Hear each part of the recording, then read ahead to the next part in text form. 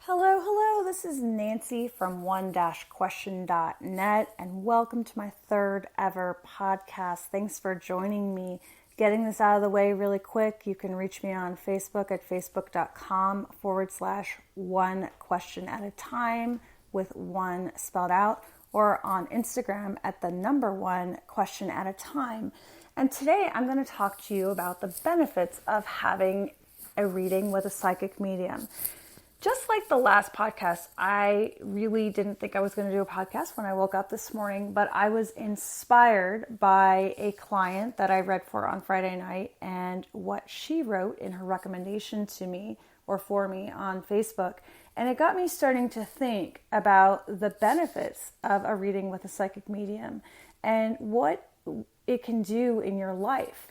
I think that kind of the stereotype of a psychic reading, you go into this dark room and there's probably candles and maybe there's a crystal ball or maybe there's tarot cards, and you go and maybe you ask questions about your future, or maybe they tell you that, someone from your past is going to be coming in, or they're not generally very specific, or if they are, they say it's a man with brown hair and brown eyes or whatever, but you leave and you kind of giggle with your friends and then that kind of leaves you. And those are the type of quote-unquote readings that I think people are generally used to. And so when I came out as a psychic medium, people were like, oh, really? All right, what's this? Like, this is just going to be, again, a party trick. And I've referred to kind of what I do in the past before I started one-question.net as a party trick. Because I would go in and I would say, oh yeah, I sense this about you or whatever. And not intending to, of course, it would be when I was chatting with someone and I'd kind of say quietly, well, I kind of have some abilities. But what I do is 100% not a party trick. And the difference that you will receive when you're actually talking to a legit psychic medium is a 180. So first of all, I don't use tarot cards. I do light a candle, but that's just because I like candles. I don't have a crystal ball. I don't use any tools except God. I always pray to God beforehand, and I ask for guidance. I ask to lead me in the right direction. I ask for love and light to surround me, but I definitely don't do anything with my hands. I'm not pulling tarot cards for you. And I find that people are very surprised afterwards. And I do check in with all my clients. I actually made a video on my Facebook page over the weekend on Saturday to show you kind of what I do afterwards. I write a nice thank you note. And I also do this really cool thing from One Question is I give you one word from spirit. So especially if we're connecting with a spirit, with one, a loved one from that's passed on, I get a word from them and I'm able to send it to you for just a little additional charge that I make them at cost so that can kind of stick with you even more. The reading can stick with you. But I digress. So when people start doing these readings, I would check in with them maybe a day or two later, and then I'd check with them a week later just to kind of check on the progress. And what I found through, who knows how many people I've done readings for now, that the results keep coming. 1 day later, and then 3 days later, and then a week later, and then 2 months later, I have a wonderful client turned wonderful good friend named Christy, and I'm sure she doesn't mind me using her name, that I read for a couple of months ago. And the difference in her from before the reading to after is so dramatic. It's incredible the strides that she has made. And Joanne, in her recommendation, really touched on that. And I'm going to go ahead and read what she said. She said, and I'm going to paraphrase a little bit, but she said that the days that followed my reading, I have felt at ease and peaceful in that I haven't felt in a year. This was definitely a positive experience for me.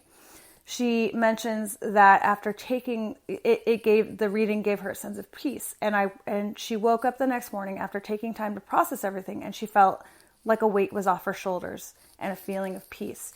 And that's the difference that you're going to find with a reading with me, is that when we are able to connect and get down to the nitty-gritty, and this is hard and it's painful, and believe me, it's like I've described readings with me as like an intensive therapy session where the therapist knows exactly where to go. It's not like, let's explore where this pain is coming from for the next 6 months and you're going to shell out all this money.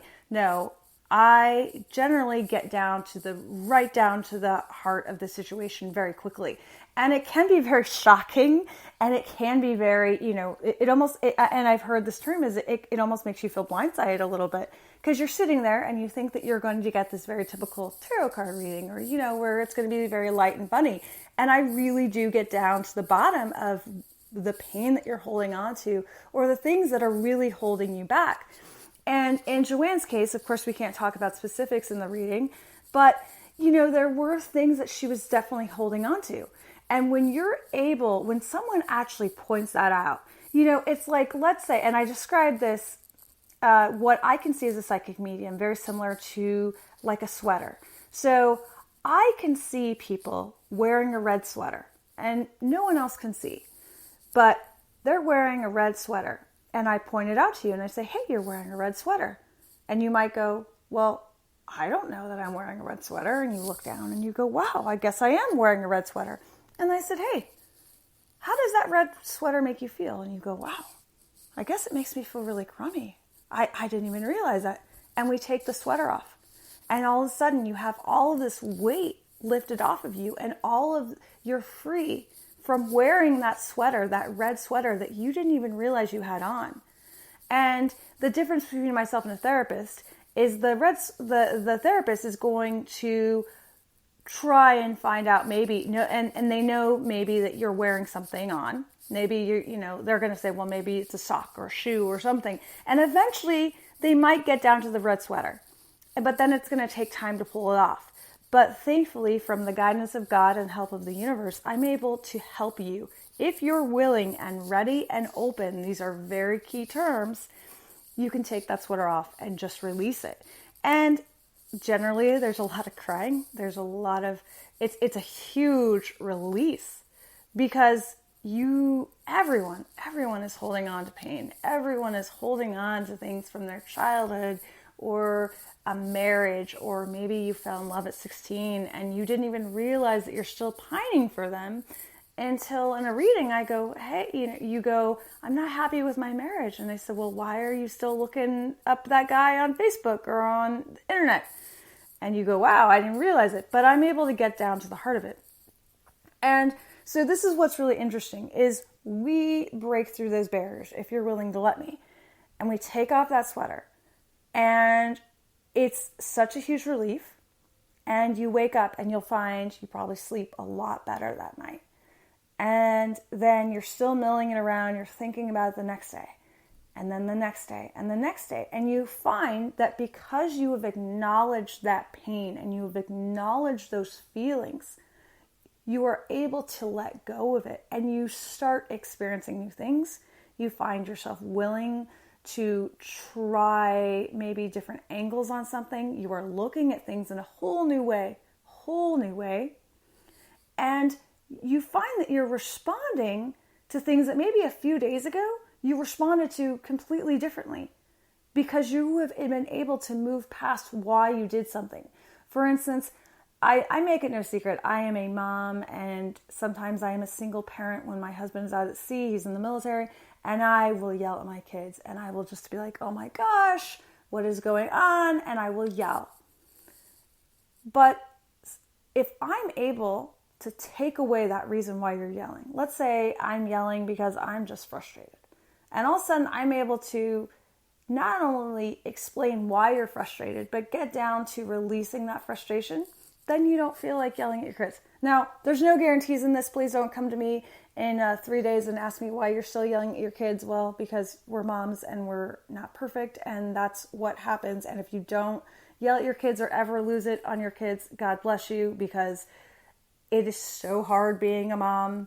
And if there's not one time that you don't threaten to put them in their room, I give you so much credit, because I came from a family of yellers, and it's really hard to change that.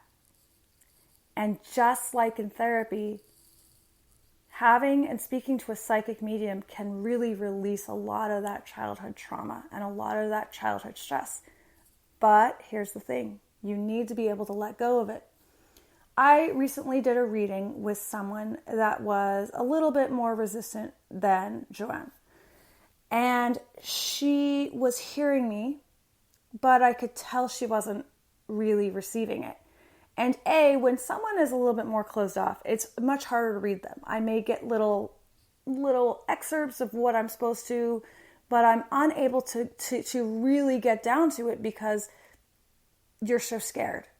And when someone is so resistant to me finding those things out, you're not going to get better.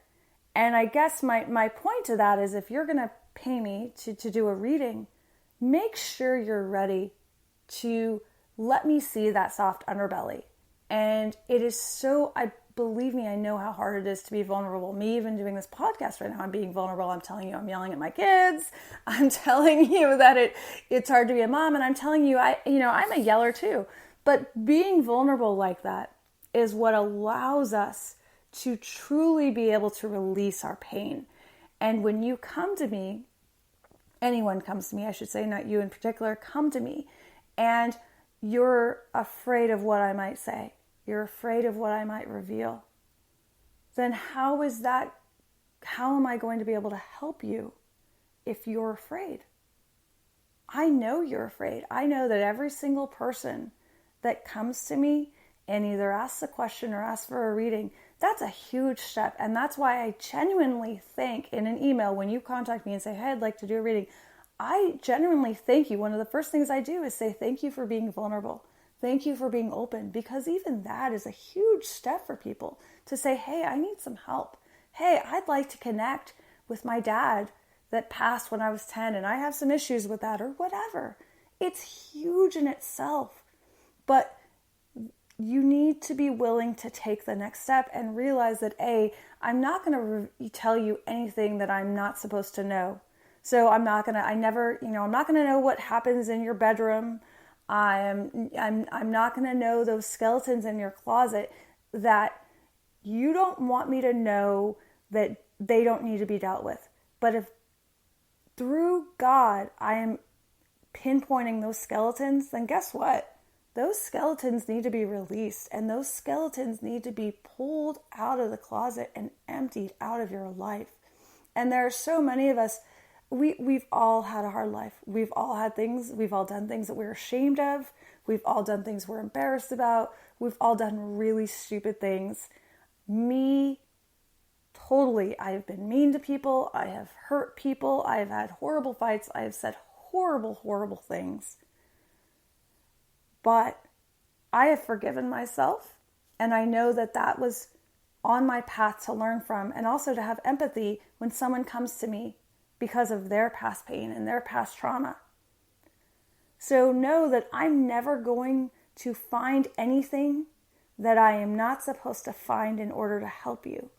But if I am kind of pulling at something, that means that it needs to come out, and we all have things that need to be healed.